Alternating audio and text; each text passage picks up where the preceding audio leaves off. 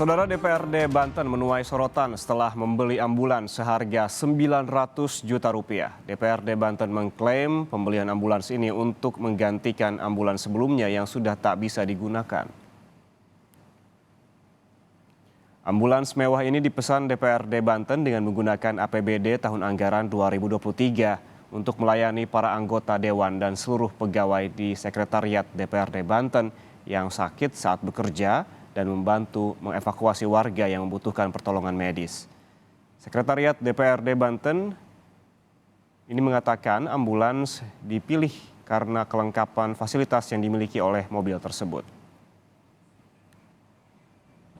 Karena memang mobil ambulans yang ada di kita itu sudah tidak bisa dipakai, bukan tidak layak lagi ya, tapi memang sudah tidak bisa dipakai.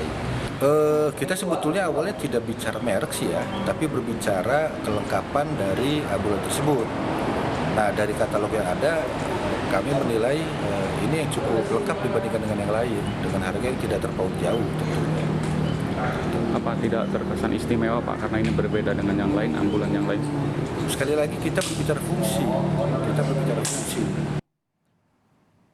Pegiat dan relawan kemanusiaan Banten menilai ambulans yang dibeli seharga 900 juta rupiah tersebut merupakan pemborosan anggaran. Pasalnya banyak ambulans yang dapat dibeli dengan harga yang lebih murah dan fasilitas yang lebih baik. Kalau melihat kebutuhan dari awalnya memang untuk dewan saja atau pegawai DPRD Banten itu pemborosan, banyak yang lebih murah gitu,